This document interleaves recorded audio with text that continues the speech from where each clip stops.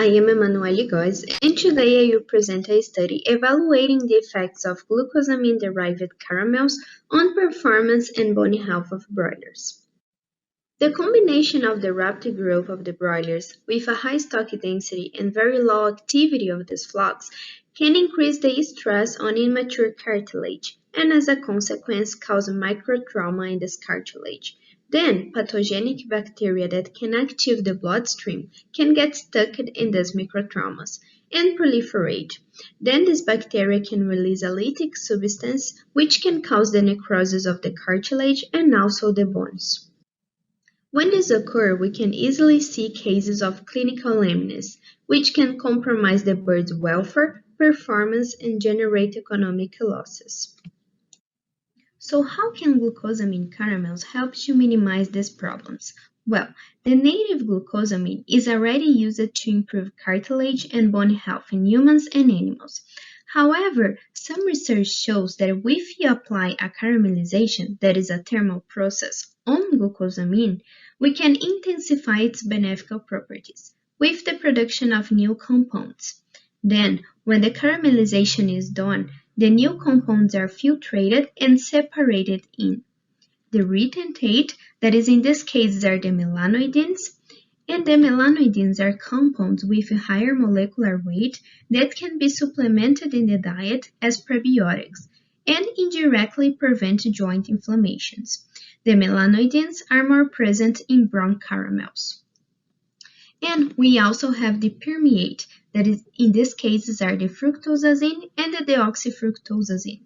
These compounds have a lower molecular weight and have stronger anti-inflammatory properties than the native glucosamine, so they can prevent cartilage degradation and also other diseases. These compounds are more present in light caramels. So our objective was to evaluate the potential of glucosamine-derived caramels to prevent tibial and femoral head lesions and enhance performance of broilers from 0 to 42 days of age. To achieve our objectives, birds were randomly distributed in 14 treatments, where the first treatment was a control diet, that was a commercial type diet. Then we had the control plus glucosamine with no caramelization process, and 4 other treatments with different caramel products. We had brown caramel produced at 90 degrees, brown caramel plus fructose at 90 degrees, light caramel produced at 50 degrees, and light caramel plus fructose at 50 degrees. These 4 treatments were included at 0.08, 0.16, and 0.24% of the diet. Broilers were placed in spitipulate cages, and the performance was evaluated in the end of the starter, grower, and finisher phases, and also during the whole period. In the last day of the trial, we evaluate the femoral head lesions and also the tibial head lesions. Here we have the performance results during the whole period, and we found a significant difference for body weight at 38 days of age, and the light caramel included at 0.16% showed a better performance in relation to some of the other treatments. And although it was statistically similar to the control, birds from this group were 133 grams heavier. And the same pattern we could observe for body weight gain per day per bird. The light caramel produced at 50 degrees showed a better performance. Here we have the results of the femoral head lesion scores, and you can see that the light caramel included at 0.08 and 0.16% were responsible for the lower frequency of lesions, being most of the animals evaluated considered with health bones. And for the tibial lesions, we did not find a tendency or significant difference among the treatments. That's why we are not presenting the data here. As final considerations, we can say that the light caramel produced at 50 degrees showed a better potential to improve performance and a tendency to prevent bony lesions. We still have analysis to perform, and they will be essential to help us to drive more precise conclusions. The glucosamine caramels might be part of a strategy to enhance bone health. However, more analysis and further studies are required to understand better the mechanism of action. Thank you so much for your attention, and I will be happy to answer any questions you have.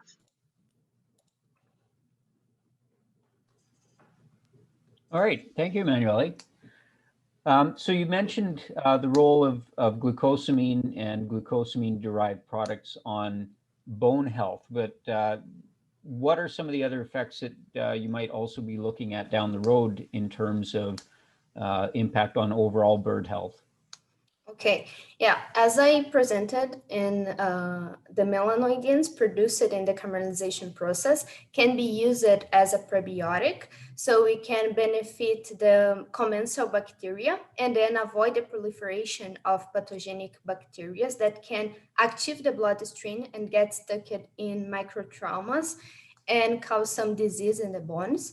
So if the melanoidins prove they're beneficial as a prebiotic, we can avoid these problems and avoid locomotor problems as well. Okay. We've got a question here. Is caramel an expensive additive? I don't believe so, because we can obtain the glucosamine caramels from the chitin, and the chitin is the second most abundant polysaccharides in the world, just after the cellulose.